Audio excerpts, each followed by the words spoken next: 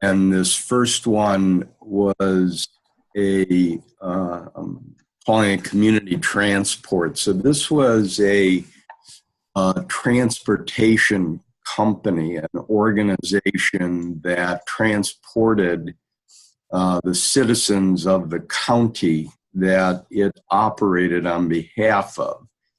And they contacted me through somebody at the university and said, we need someone to come in and do an organizational assessment and to see what it is that they need to do. So this was, the starting point was quite literally at the organizational level. And so what they asked me to do was, can everybody see this? At the moment, we see a menu, different files, Directory. but not the PowerPoint open yet. Seems like it's not open. You cannot see the PowerPoint? No, we see your screen, but we see a directory, a folder. Huh. All right. Kevin?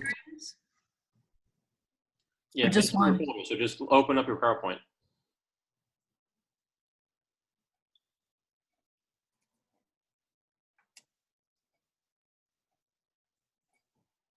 There you go. Here we go. Yeah. You can see it now? Yes. Okay, everybody? Yes. Okay, Massimo, you can see it. Kathy, you can see it. Claudia, you can see it? Positive. Okay. All right, good. And Kevin, you can see it? Yes. Okay. All right. So I don't need to start again. So anyway, this is basically what they fundamentally said. We want someone to come in and do an assessment of organization design. Now, I don't think that at the time, they really did not know what they meant by organization design. But requests came from the president of would be the equivalent of a city council, but for the county. And I met with the president of the council, and I met with one of the elected officials from the council, and I met with the general manager of the community transport. And we met for breakfast, and we talked about what it was that they wanted to do. And as a result of that, what you're looking at is the presentation that I actually did in front of the council after I had worked with the general manager and the people that were employed by the transportation company. So the transportation, so they quite literally drove buses, and they drove handicap vehicles. And what they were doing is providing service to individuals who, for example, were elderly and they could not get to a hospital or a medical center.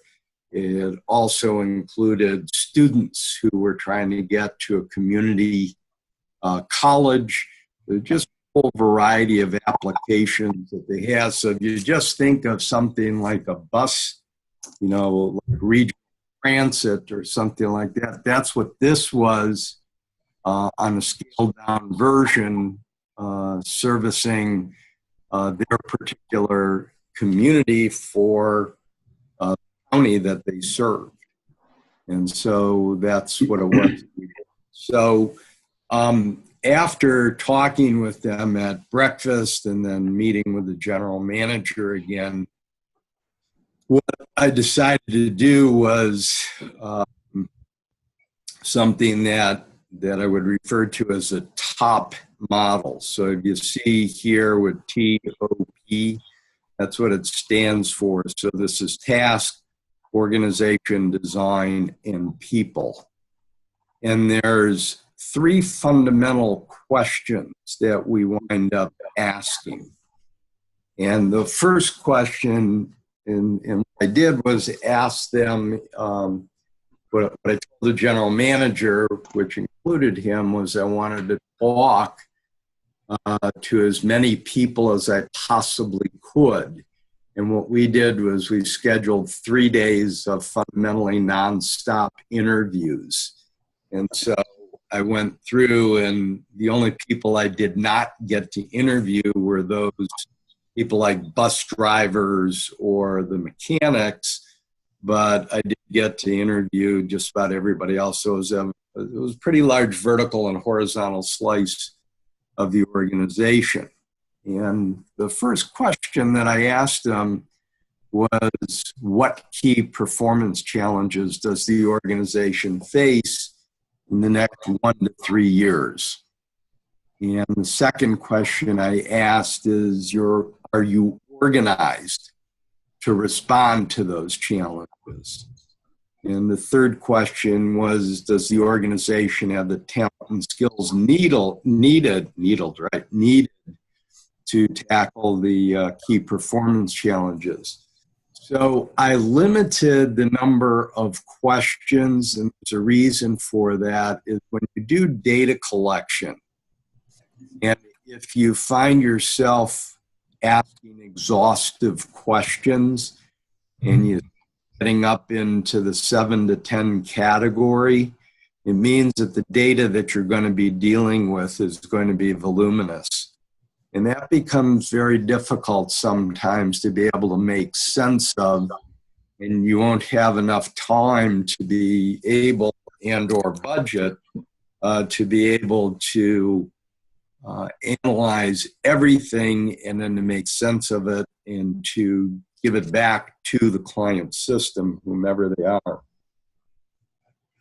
So in this particular case, I limited it to 3 questions. And here's what I found. So the first thing that we learned was when I asked them questions about, over here, what key performance challenges do you face in the next 1 to 3 years? Now, understand when we're saying 1 to 3 years, that's pretty immediate, and you rarely get answers that are future oriented. When they're telling you this, they're basically telling you what's going on now. And what I did, realized that it fell into 2 buckets. One which dealt with the external challenges that are really crucial because that's the strategic part of it. It's the demand side of the equation. No different. It's basically saying what's going on external to your organization. And then it also fell into what's happening internally. So simple question like, what are the challenges that you face, immediately fell into these 2 categories. And one of the things they talked about, they were almost entirely dependent on the sales tax levy. And the other thing that they had begun to do is to get grant-based revenue. Now, this was happening at a time where the federal government was curtailing the amount of money that they were giving to the state and that the state was giving to counties and municipalities. And so this is significant because it means they're out of business if they didn't have these 2 areas. And from the grant-based revenue, there were like 11 different grants, very, very labor intensive. The other thing that was beginning to happen is they were concerned about fuel costs, as you can imagine, because these vehicles run on gasoline or on diesel. And as a result of that, you're looking at enormous costs that are linked to that. So they're they were concerned about what kind of fluctuations they were going to be facing. All of this is out of their control, mind you, with the exception of grant-based revenue. The other thing that's happening is demographic changes. So their municipality, their county is getting older. And so the number of senior citizens, and I get nervous when I use that term because I qualify as one when so as a result of that, so you're getting demographic changes like an aging population. The other thing is that you're also getting younger people into the area who are attending community college, have a whole range of other activities that are shifts in demographic. But they're looking at them and they have a general sense of what's going on, but they don't have a specific sense of what's going on. So now it starts to spill over onto the internal challenges, which deals with their policy analysis. So the importance of demographics is that it translates into logistics and how they allocate their resources. So if they go ahead and they send a bus on a transportation route and 5 people are the only ones to get on the bus, they're actually losing money. So this becomes very critical in terms of the ability to analyze what it is that's going on. The other thing that was kind of interesting is that there was the bench strength. And what that meant is that there's an over-reliance on people who had like 35 years of experience and knew how to do everything. And as a result of that, there was an over-dependence on those individuals. But everybody went ahead and said, we got to start delegating more to other people because eventually they're going to retire and nobody's going to know what to do. And then the last is that the staff and the skills were insufficient to be able to tackle what these key performance challenges were that they're facing. So what you see on the bottom here, this is you can identify this as a principle of organization design. So as complexity and uncertainty increase, an organization must also increase the level of specialization to address key external market interfaces and changes rather than layer existing workload on the staff or to bundle unrelated tasks. So this is called requisite variety. That's the actual name of the principle. So organizations, when they first start, tend to be very simple. And what happens over time is they grow, they become more complicated. It gives rise to new and different types of roles that people are doing. And what they have to do is specialize. So this is a critical principle of any organization design theory or effort to apply when you're designing an organization. So the more these interfaces, the external interfaces become more complex and more uncertain, then the organization has to specialize to meet that. Okay? So in other words, you have to get more differentiated as a result of that. So this goes to the second question. So the first one was up here, which is what are the key performance challenges you're facing? This one was, are you guys organized to manage this? And almost without exception, they said, no, we're really not organized to respond to these. And they went ahead and they said, we're primarily geared toward taking care of day-to-day activities. and they didn't tell me this, but everything that they were describing was very transaction driven. And what it did was proliferate non-value added activities in the work processes that they had. And this comes from lean thinking and lean production. Only this was administrative in nature. So what's being processed is information and data, but it was just layered with all sorts of non-value added activities that were like it would go. There was one office I walked into, and this was someone who was handling both grants and purchasing. And I literally had to tiptoe around stacks of folders on the floor, and there was no place to sit. And because the two chairs in front of her desk were piled 2 feet high. I'm not lying when I say 2 feet. Were 2 feet high with folders. And, I just looked at her and I said, is this all work you're doing? And she said, yeah, it is. I said, well, okay. This looks pretty ominous. And she said, it is.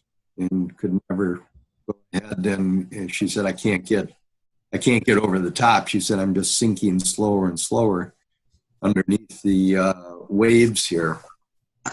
The other thing is that, and this is a common occurrence in organizations, is they're wearing too many hats and they're performing tasks that don't fit together. So when I sat and I spoke with the controller, I looked over and the controller had these roll of tickets that you needed. One, I was surprised that there were no bus passes, but there were these tickets.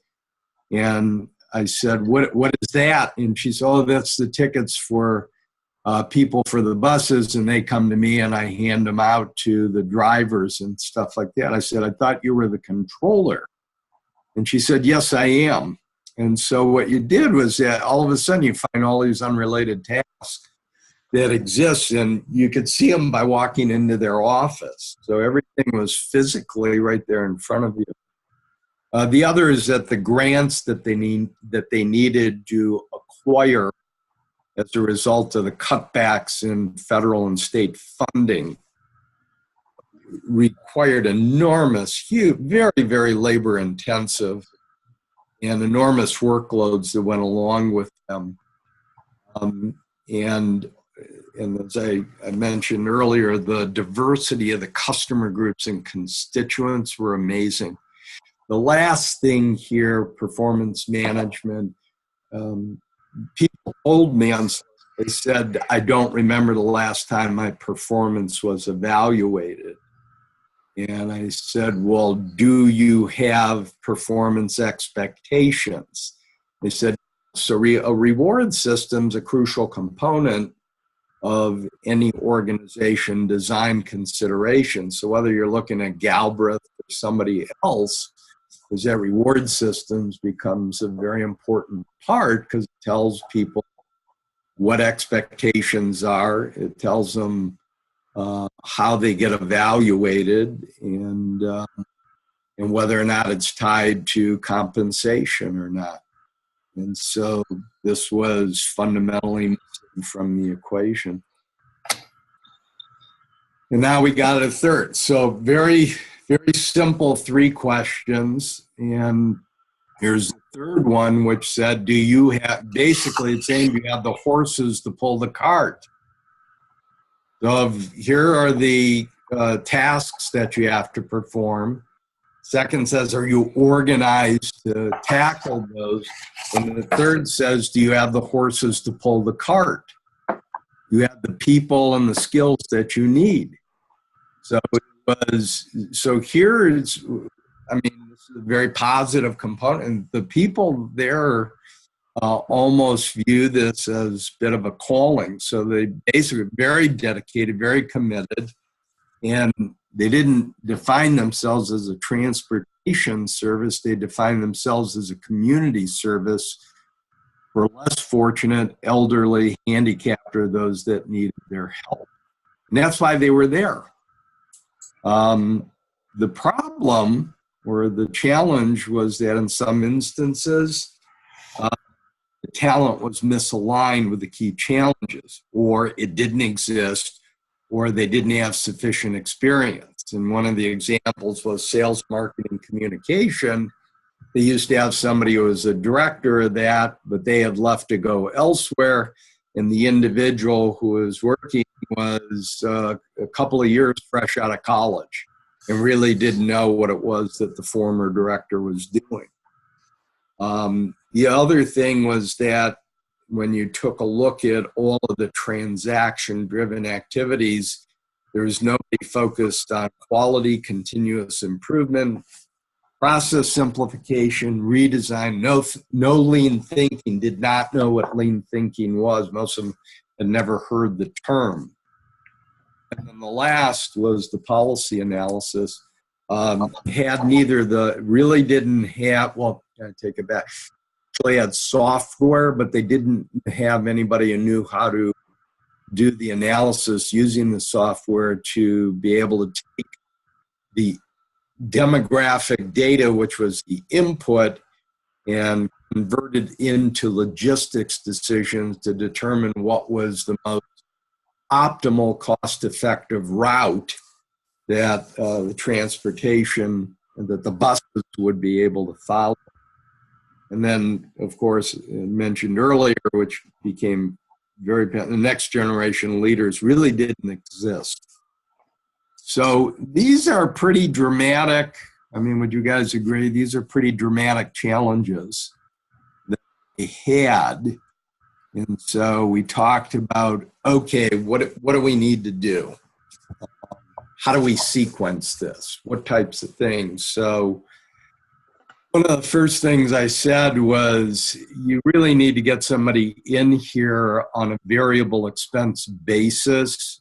They shouldn't, I doubt that they would need to be around for more than 1 to 2 years, but they really needed to get a professional to come in with quality continuous improvement who was trained in lean methods to eliminate as much non-value added step from the core work process. And the idea was very simply, what do we do to get their heads above water? How do we begin to eliminate, in some of you may know this as well, if not better than me, but there's 9 forms of administrative waste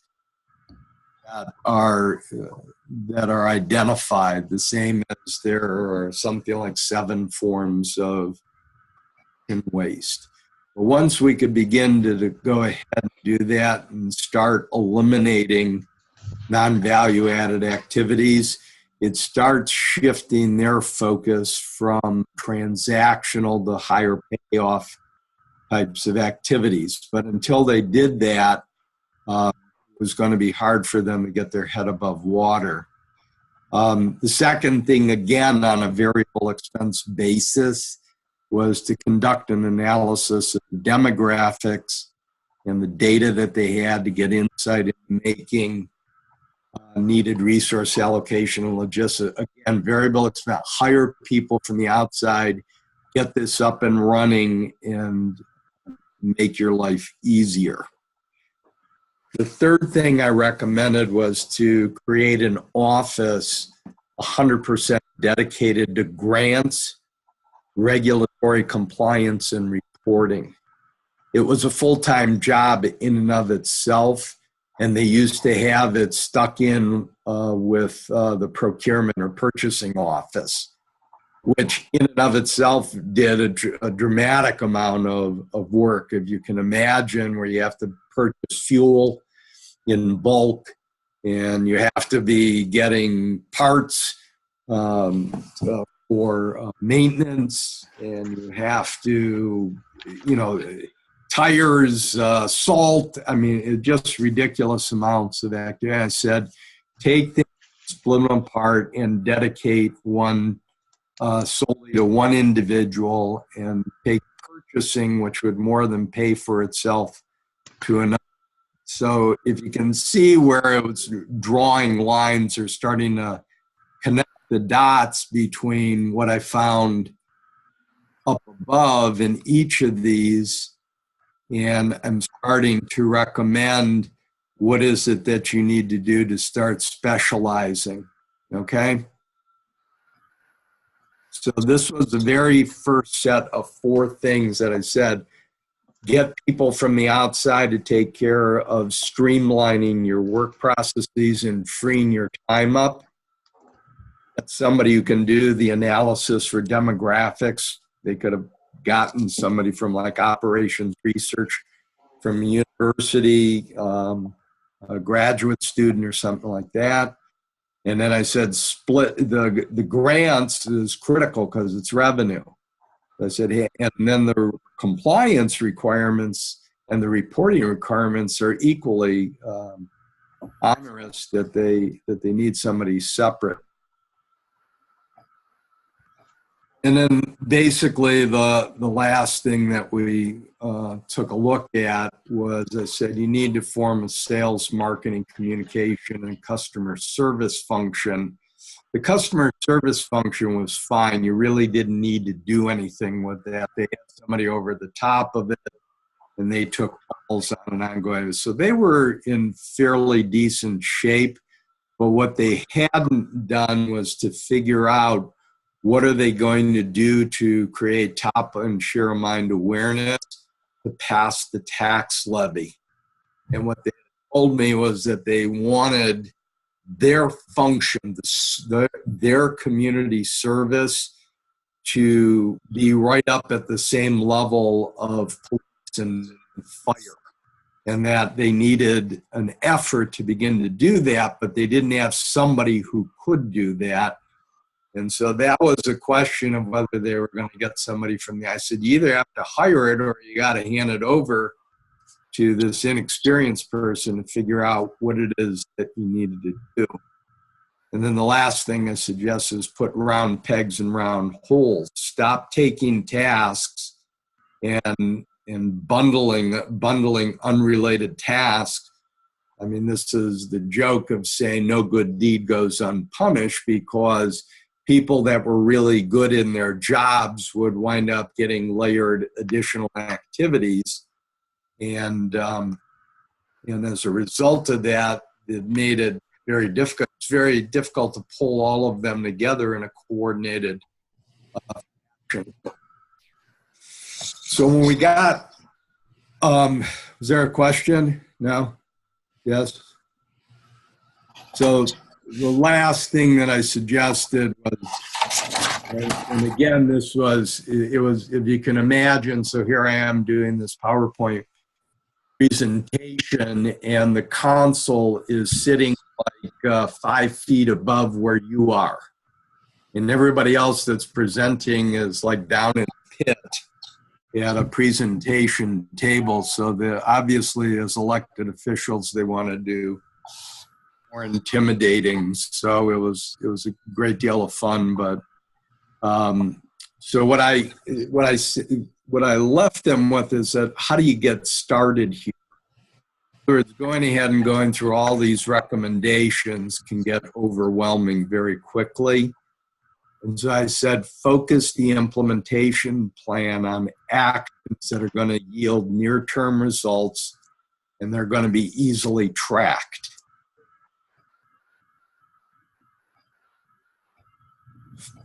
And I said, decide what results can be achieved on a variable expense basis.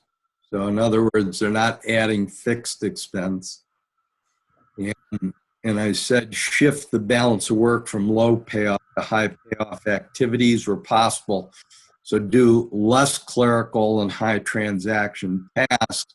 Focus your efforts more on things that are going to make a real difference as a community service, either because is that if you look at a nonprofit with this, is fundamentally, it's like, how do I add more value to the community that I'm serving for the most effective use of dollars that I have available.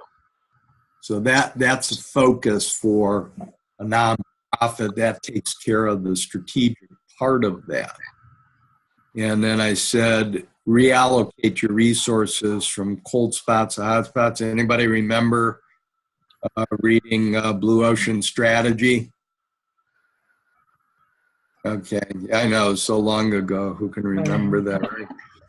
So the idea is that a cold spot, if you recall, has high resource allocation but low impact.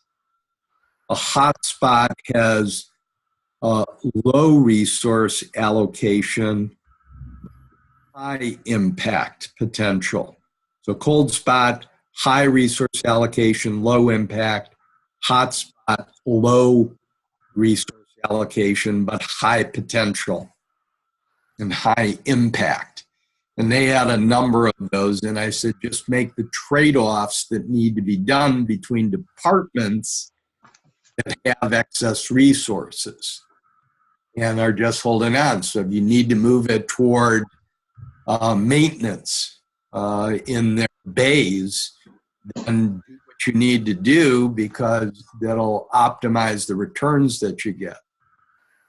And then the last thing I said is that you need to stage and sequence the organizational change and realignments, and to be patient about doing that so you don't turn your organization into tossed salad.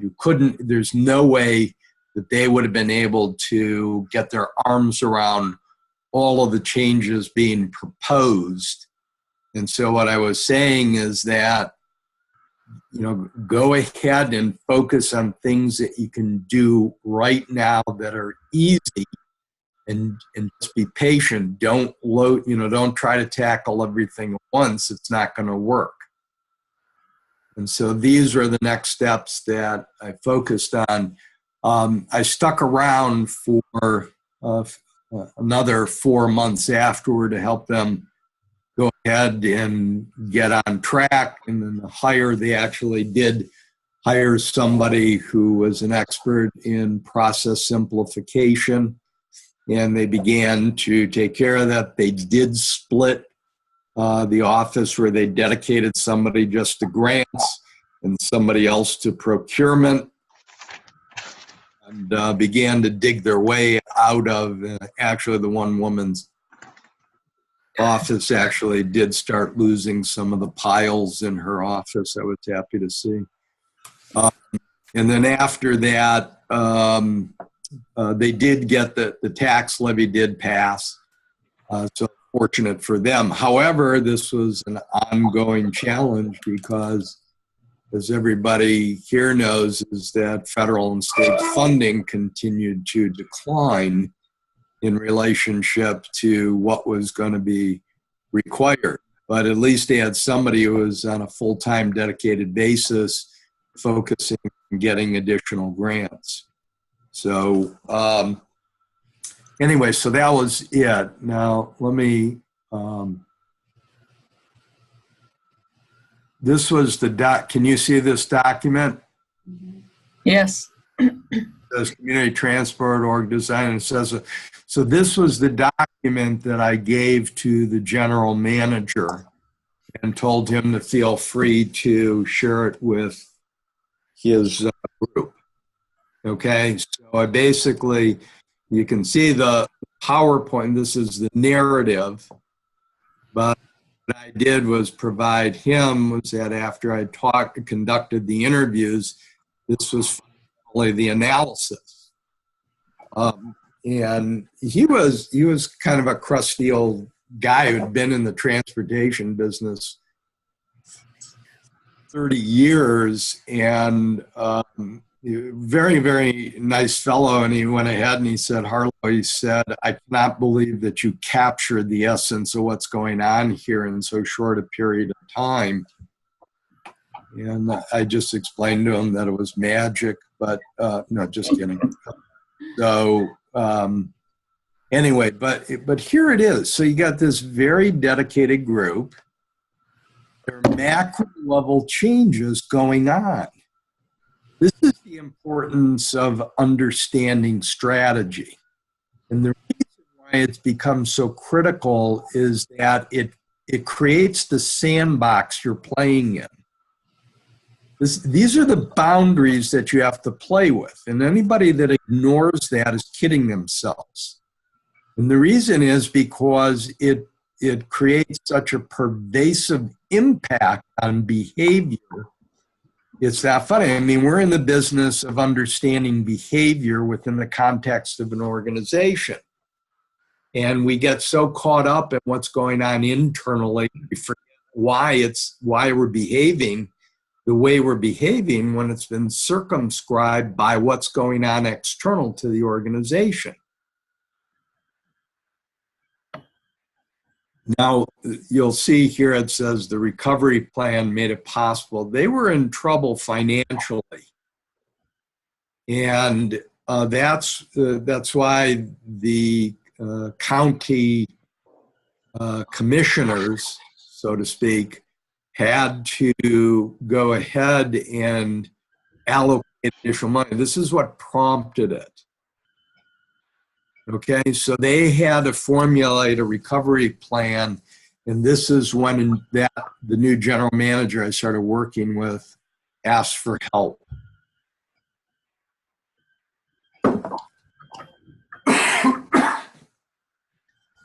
Excuse me, I'm still getting over this cold.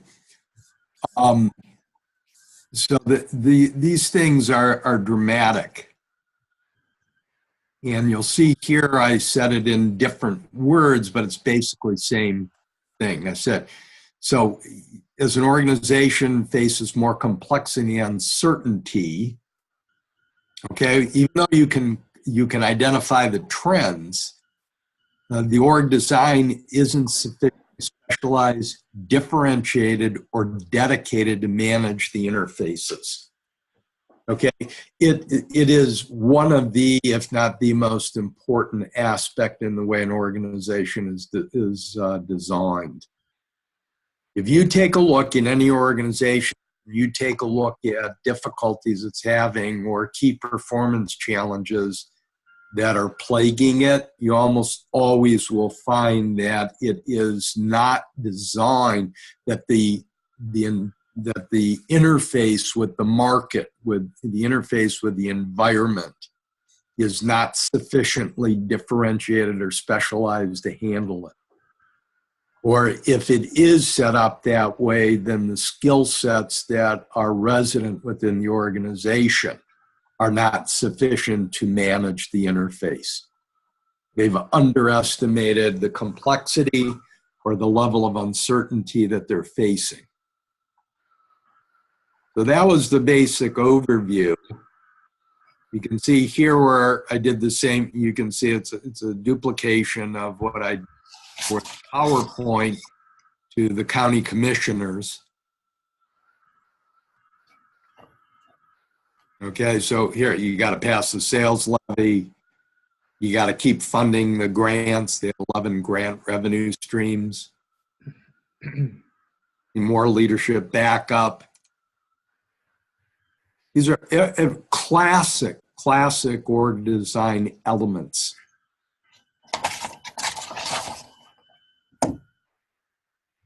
Classic, very one. You can literally line them with like Galbraith's analysis on his STAR model, where you're talking about strategy, structure, processes, rewards, and people.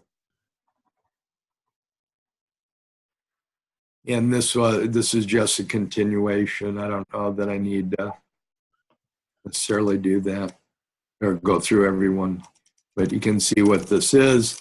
Then we get to implications and suggestions.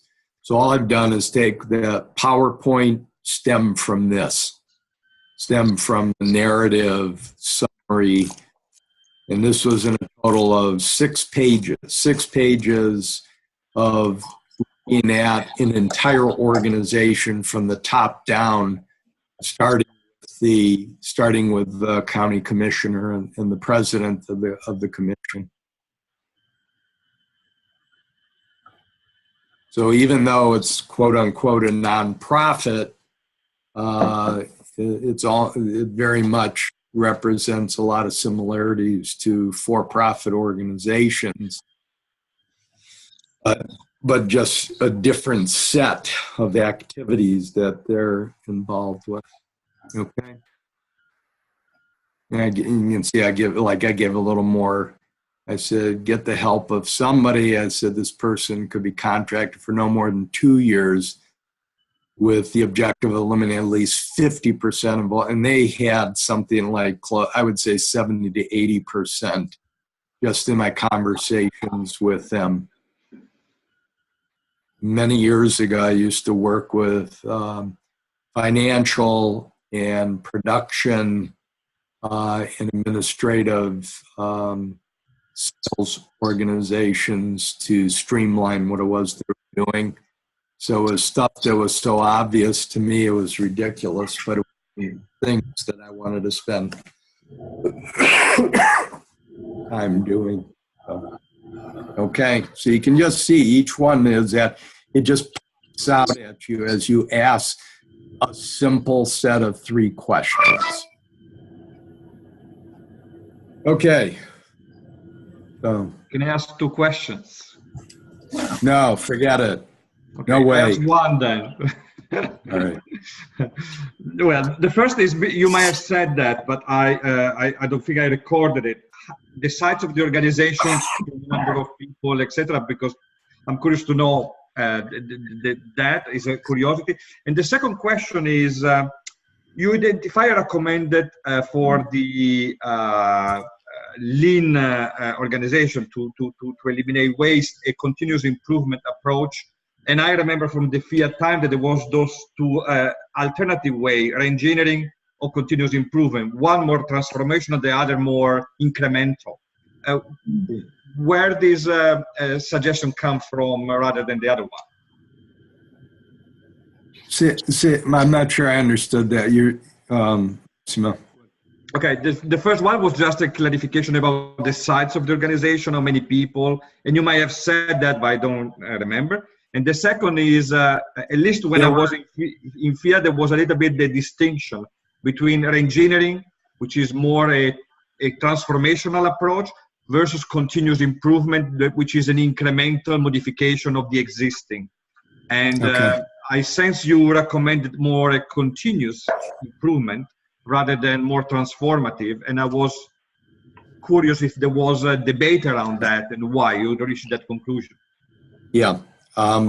One, there were approximately 40 managers, directors, and professional staff, which did not include the people that actually were like driving buses and transportation vehicles. There was an enormous maintenance crew, as you can imagine, and there was a huge customer service operation because calls. So people need to be picked up, and I have to go to XYZ Medical Center.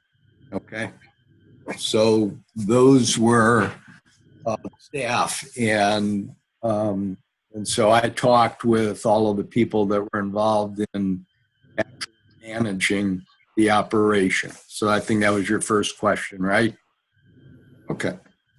The second question, I think, and why did I make a distinction between continuous improvement, which would be more incremental, one that would be, I think you used the term transformational. Okay.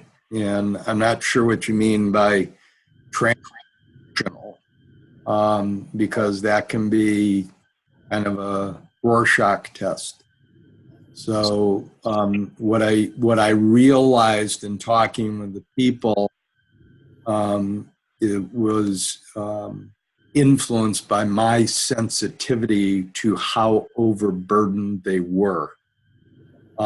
They were working 14 Some of them were working as much as 14 hours a day, 12 and 14 hours a day. And we're still kept falling further and further behind. So to layer on top of them an expectation of changing or transforming the organization without first doing things that gave them leg up in more space. In other words, what I was looking at was how much change they could absorb. That was one of the first considerations. I walked away with the answer that they couldn't in any way, shape, or form take on one more task. Not any of the 40 of them. It was so obvious that it couldn't do that. Furthermore, so very little capacity to absorb change. And the second was that there were skills that were missing to affect the change that they needed to implement. Okay? So from that standpoint, that was why I said I think you need to start by cleaning out as much of the underbrush as you possibly can, and to stop focused on all of the, to minimize the amount of transactional activity that they were engaged in. It's like, what was the controller possibly doing with worrying about tickets? Okay, why was the person who was managing procurement also taking care of 11 different grants and all of the regulatory requirements that went with that? And basically, so simple things that differentiated between what they were doing and taking tasks that were unrelated and splitting them apart and giving them to single individuals and forcing the general manager to make that call. So the idea was to create a small amount of space to absorb the real changes that they were going to have to make, and to hire in some people on a variable expense basis to help them get that done. I mean, not me, but other people that help them do that. So it was very straightforward. There isn't anything that is magical, or dramatic about this. It was just very straightforward, top down. So until we created space that gave them capacity to absorb the real changes that they had to tackle, the likelihood, I'm going to give you a different distinction than writing an article, which I keep getting further behind on, which is, what do we need to do to shift from possible change to probable change? And currently, we are always, one of the change management fallacies that I think pervades the field is that all change is possible. And I'm saying it is not. Is that I took a look at the most current data and research that was done on it. And fundamentally, what they said was that a range between 50 and 55% of efforts get a return. It's a different measure. So the return on investment for a change has been negative. And this is in the last 10 years. And some of these studies as early as 2015 and 2016. If it's a complicated change process, it drops, or it's an elongated one, it drops down to 25%. So in Bayesian statistics, you look at something called the base rate or the priority probability. And that's your starting point. So basically says that at the beginning of a change effort, you have no better than a coin toss of being successful. You have a 50-50 chance. What I'm saying is that if you understand that, that's your starting point, base rate, you need to start thinking about what additional factors or elements need to be put into the equation to increase the odds of success. And we don't do that.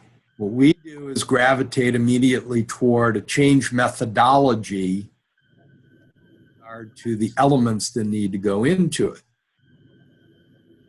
And what I'm coming to the realization is something I call diagonal analysis.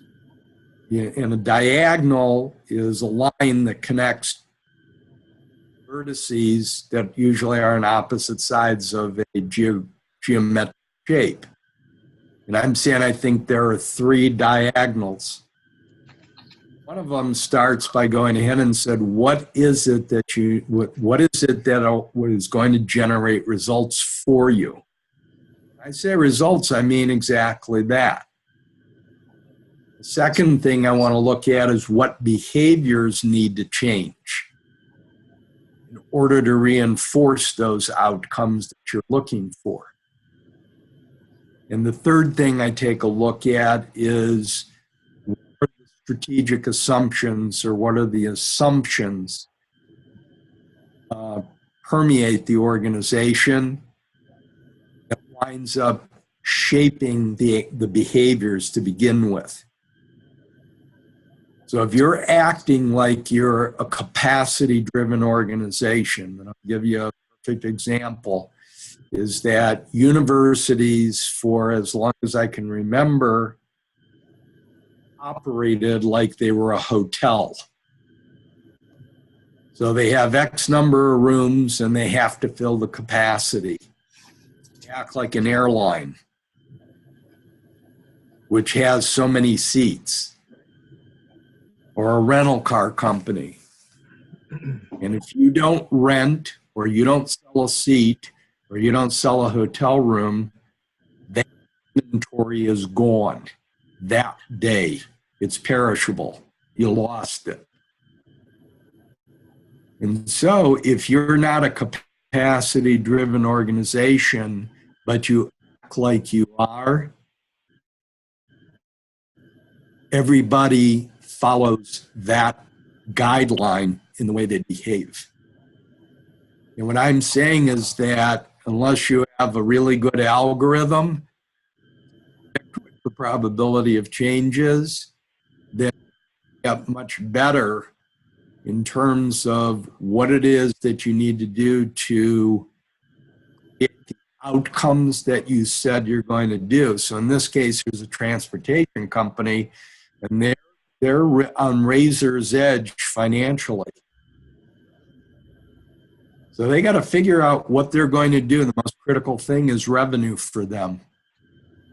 If they don't pass the tax levy, if they increase the number of grant revenue streams, they continue to get absorbed in transaction-driven activities, then they can't do that. So that's a long-winded answer to your question. The short answer was they had zero capacity to tackle the changes they needed to do. We had to create space for them to be able to do that. My sense was that unless we created that space, there wasn't much hope for them. Thank you. Yeah. Okay.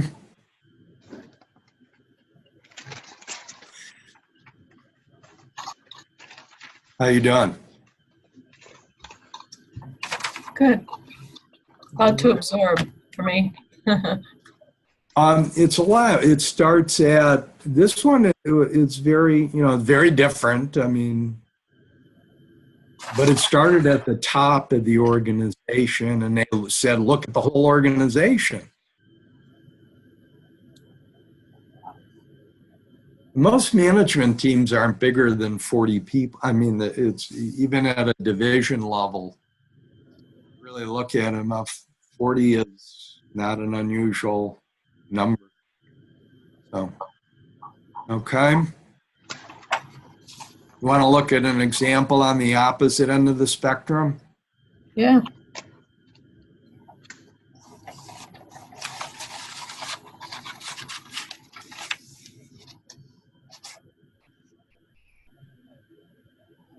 Okay.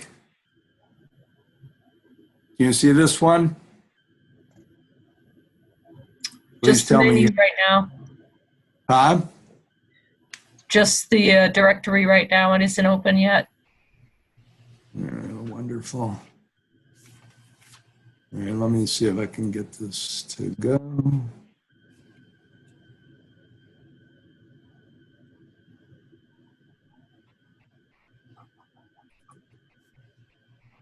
There you go. You see it now? Yep. Okay, so this starts on the very opposite end of the spectrum. And the last thing that you would think of is organization design. So I got a call from, he's really not the VP of HR, this was the Chief Administrative Officer for a billion-dollar chemical company. And calls me up and says, I got a real problem. So this is a person, the head of information technology and systems, the head of human resources, over the top of a range of other administrative activities, okay, for the entire corporation. And he says, I've got a conflict between, and I've changed this to protect the between a plant manager and a product development. And basically goes and says, there are these shouting matches, and they thought it might come to physical violence. I mean, it was like nothing, I mean, it was nothing that I had. And he says, do you do conflict resolution? That was the frame that he went ahead. What did I tell you about consulting when somebody asks you that question?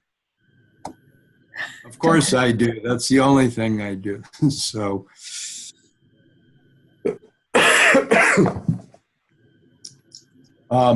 so basically what I did was say, yeah, I can take care of this.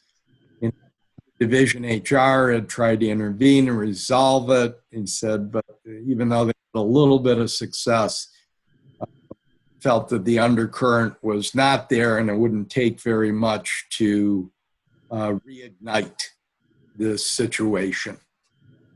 And so I said, okay, I'll come in.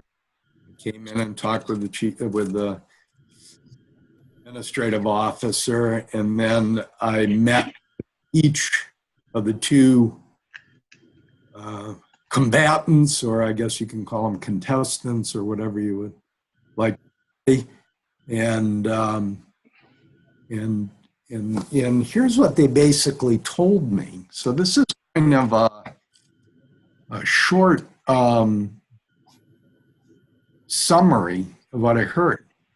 So I talked with the plant manager, and she said this is not interpersonal. It's more a function of the lack of a focused company strategy. Okay, so I don't know if I just looked shocked to you or not, but I was like caught off guard because I believe this was something very different.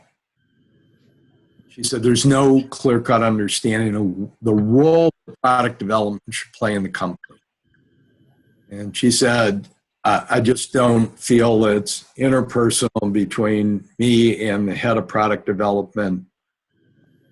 Yeah, we're guilty of some bad communication and sensitivity to one another, but let me tell you, it's got nothing to do with that. I also found out that she actually was hired into the company. So Amanda was hired by Chester and came into product development to start. And she realized it was the wrong place to be, and over as a plant manager. And she goes on to say a whole bunch of information. So my division is losing money, but the decision was made that rather than giving product development its cost center or budget, that they allocate it and spread it across all the divisions of this company.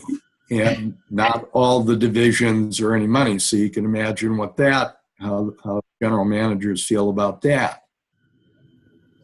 The whole time frames are more immediate than product development. So you can imagine the time frame that we have versus the time frame that product development has. One is long. And she says, our stuff changes on a moment's notice.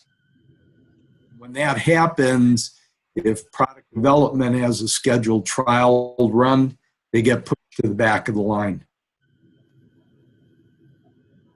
And goes on to start telling me all about things like ISO and TS certification for the production. You know what that is. She said, I got to keep a real tight rein on overtime and capital expenditures. So I'm under very, very tight cost constraints. My time's split. I got to deal with my own production run. She said, I've got 4 other business units plus product development. Begins to, so you picture from the very first conversation I'm having with her, and this was getting called in and said, we have a conflict between 2 individuals. It's telling me what's going on in the organization. So you can read this conversation that I have with her. Everybody got the picture of what Amanda's telling me? Mm-hmm.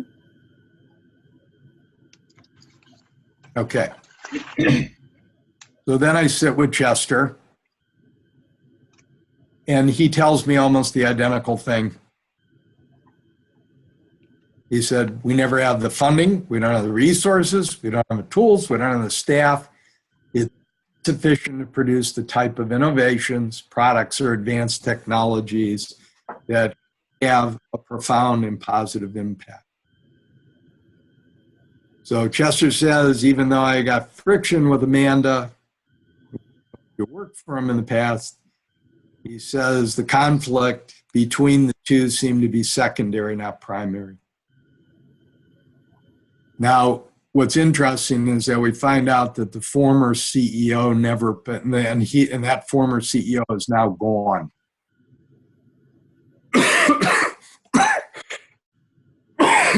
Would you guys excuse me 1 second? I'm going to get something to drink here. So I apologize. I've been sick all week. So No problem. hold on.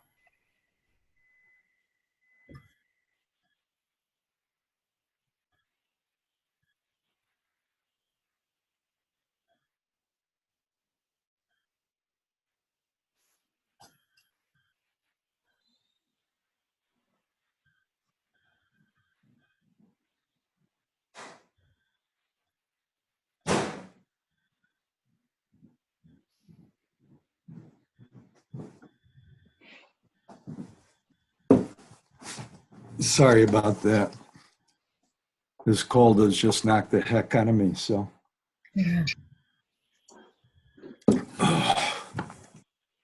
Okay. Did you read that while I was gone? Huh? Yes. Okay.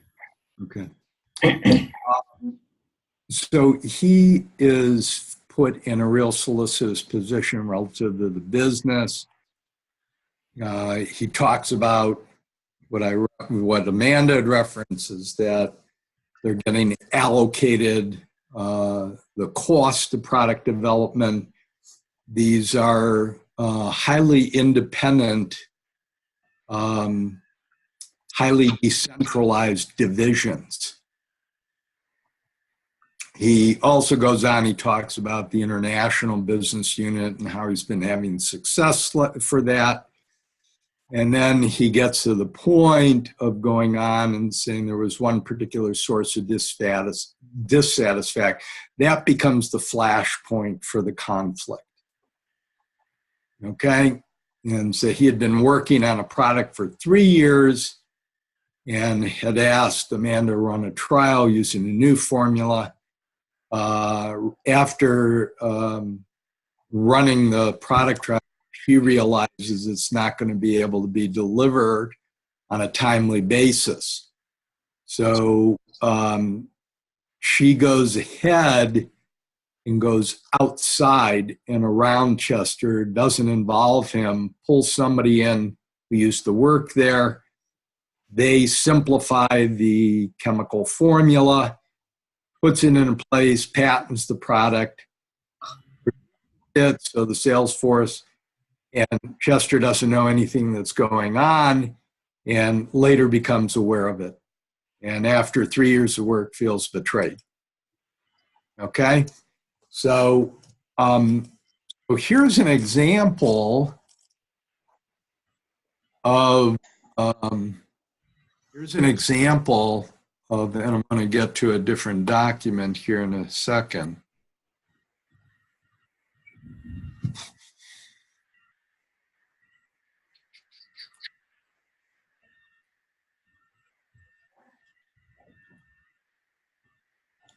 Can you see this?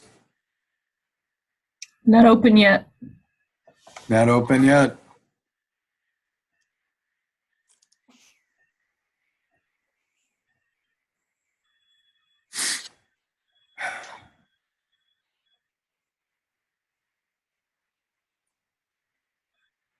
You see it now? Yes. Okay. So this is my report back to the Chief Administrative Officer, or VP of HR, let's say. And basically, so here's something on the opposite end of the spectrum. So the one with the community transport, that starts at the top, want to look at the organization as a whole. Here's something that starts with 2 individuals. And conflict resolution is oftentimes a harbinger of something going on at a level of organization design. Okay, so here's the overview that I'm giving. Okay, this is scrubbed, so you can feel free to read it. But so I'm saying it's not interpersonal in nature. Basic differences in the task, roles by each firm. So this is class. So here it is here. I'm saying there'll be inherent differences in departmental goals, time, task orientation, and even working relationships. These fundamental differences can unwittingly spark tension, as in this case, unless the participants have sufficient awareness to manage such difference. As a result, the people who have responsibility for each area act different given the demand. So basically, what I'm saying to them politely is that the way that you are organized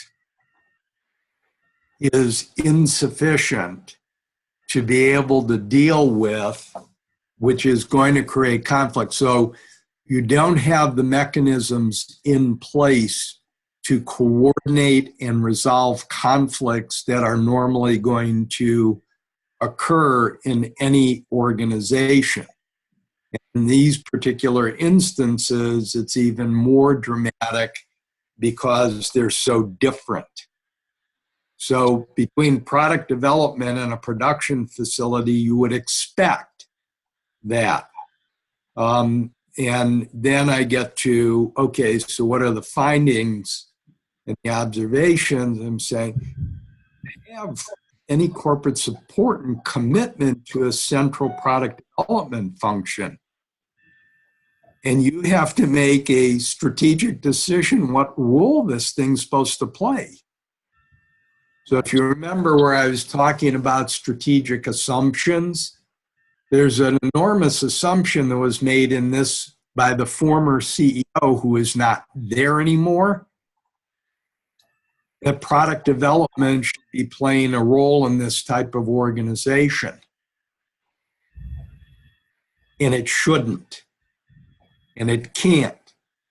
And part of the reason is that it's operated on a decentralized basis for and continues to.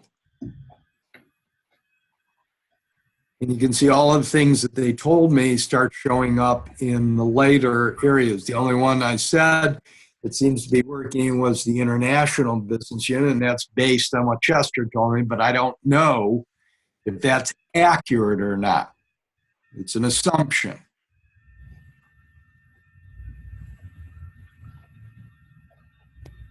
And there's other things I'm saying, the senior manager. So here I get to the punchline, which says your senior management team, and in particular CEO, has to decide what role you want product development to play going forward. And I said, this is perhaps one of the greatest understatements I've ever said. There's some indication the company might implicitly place less importance and value in the type of work product development does. So I'm pushing it into, I said, with the advent of a new CEO, you have to make that decision. The other thing I'm saying is that if you're a company like Sony, you can allocate funds, 20% of your budget to research and development where no customer exists yet. Well, given what it is that you guys do for your organization does, you're probably a product-driven business, and you're not, and it's unlikely you're going to do that.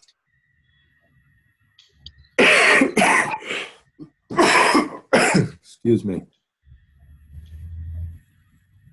So then I get down here, I'm saying a higher growth company, and so I'm giving them a whole bunch of range of things that are possibilities. So we eventually go to that, and what happens is that eventually they eliminate the function of product development altogether. Wow. The division that I'm working for is closed because they found that the nature of the products that they were running were inconsistent with what their primary strategy should have been. So both Chester retires and Amanda is terminated, along with her whole division. And this was kind of the flashpoint that brought this to everybody's attention. Wow.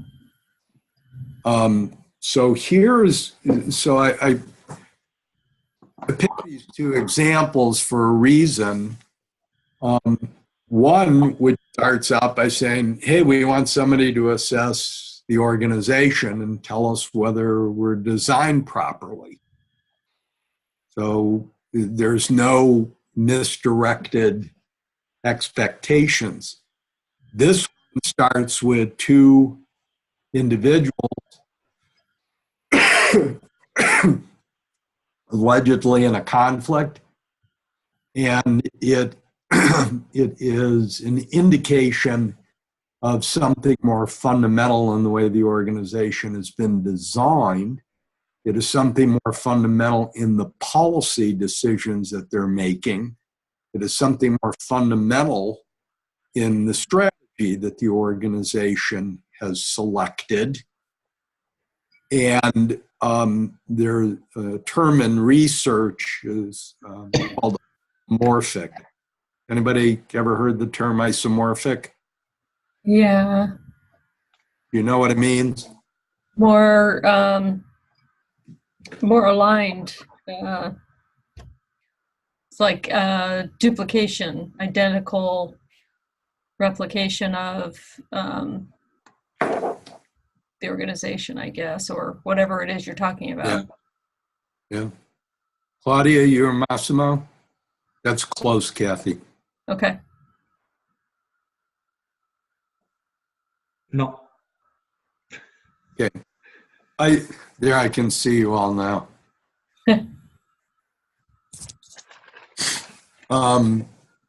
Isomorphic, simple way is that what you see happening at lower levels is also happening at higher levels of organizational. So you go ahead and say at an individual level, or at a team or group level, or functional level, or at a cross-functional, or an organization-wide, or even one that boundaries, you will see manifestations of the same thing that you found at lower levels. So you begin to see manifestations of the same behavior regardless of the level that you're looking at. When you do research, you have to figure out whether or not you're doing research and your unit of analysis is individual or teams or functions or cross-functional teams or even organization-wide. And so as above, so it is below. So what you're seeing is similarities. So here's an example where a conflict winds up giving you insight into what's happening organizationally. Okay, it's people think that it is less likely to be able to gain insight into what's happening organizationally based on something as apparent, what looks as a remote, isolated conflict. But if you look at it more closely and you begin to apply criteria to it, it begins to give you some insight into what's happening or from an organization design standpoint. Many times it will do that. But that's why I picked two very, very different examples, but how that has the potential to lead you back to something like a Galbraith model would do, is to say, take a look at the strategy. Is the strategy integrative?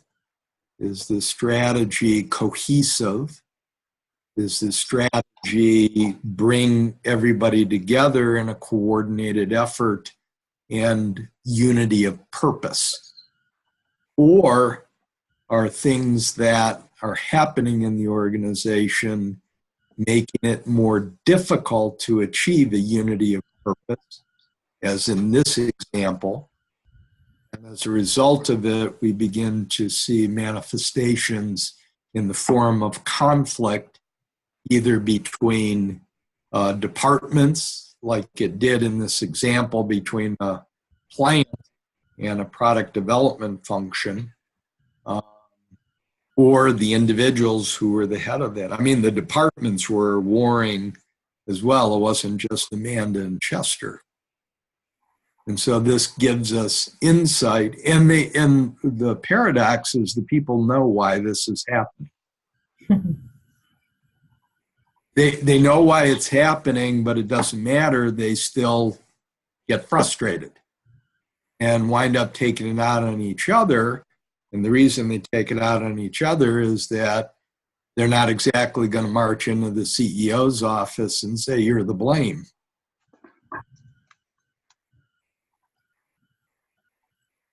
So they never focus their energies or their feedback toward more powerful actors. What they do is redirect their feedback toward each other and or at lower levels in the organization rather than where it actually exists. That's the behavioral part of how people perform. You can also begin to understand that from group development models or more sophisticated group development models than we get taught.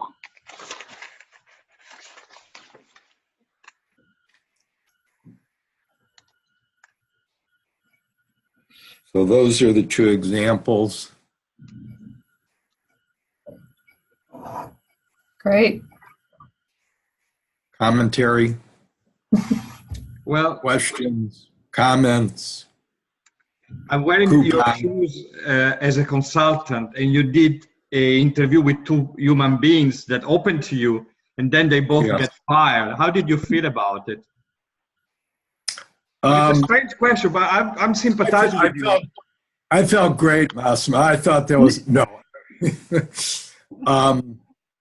I was actually very. I mean, I'm kidding around, but because I have to, otherwise it's too poignant. I was very saddened, in particular, at Chester's situation. My feeling was that Chester got sold the bill of goods by the former CEO. Chester was actually a highly recognized scientist in his industry. And I mean, he had tears in his eyes when he was originally talking with me. I felt horrible about him because he didn't know enough. I mean, he was a scientist and he understood his field of expertise.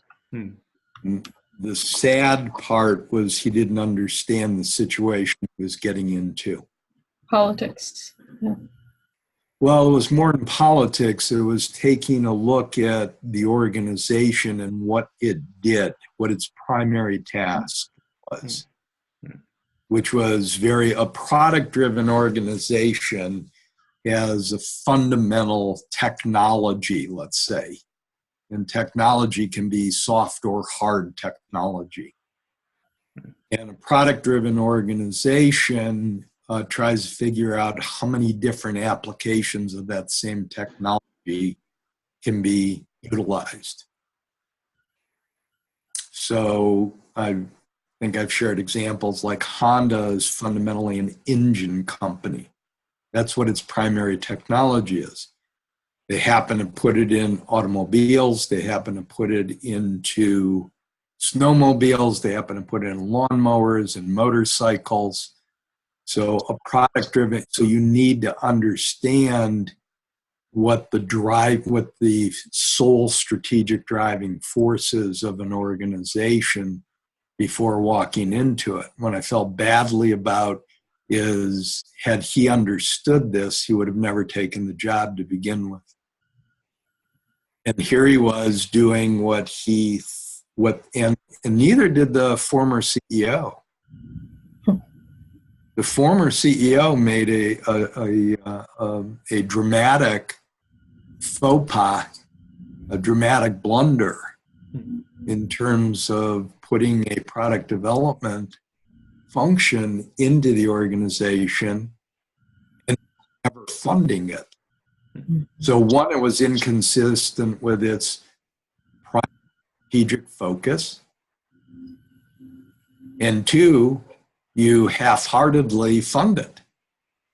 So what's the probability of success? It's minuscule.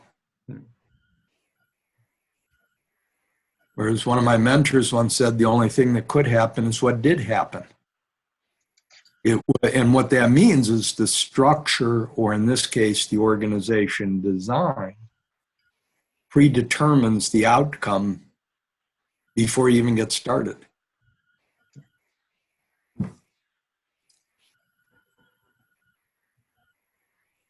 I know I hear oftentimes when, like, you hired me to do X and I can't apply all my skills and knowledge, and there's a lot of that internal frustration because of the shift, or we're not ready for that just yet. Right. Yeah, absolutely. Absolutely. And I'm sure all of you have had experiences like sometimes you make an acquisition, a company or an organization makes an acquisition, and you sit there and say, why would they have acquired it? I don't understand how it even fits with what we're doing. And sure enough, a year or two later, divesting the very acquisition after a tremendous expenditure of resources and people's time and money. Yeah, I've experienced where they haven't had the capacity to actually absorb it, and it basically melts away. Yeah, yeah. But this is, from an organization design standpoint, fit is very, very important. Does it fit in the context? This is some of the stuff about is it strategically compatible with the organization.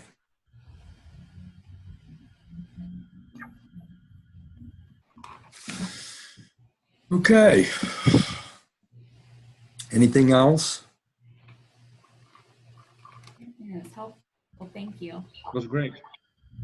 Yeah, very good examples, providing deeper insight into what we're learning. That was my experience. Okay. Thank you so much. Thank You're you welcome. for doing All this right. while you were not feeling so well. Yeah, exactly. Yeah. We also appreciate you not postponing it. Yeah. Yeah, I didn't want to do that again. So, all right. All right. Have a good day, everybody. Thank you, you too. Get better. Thank you.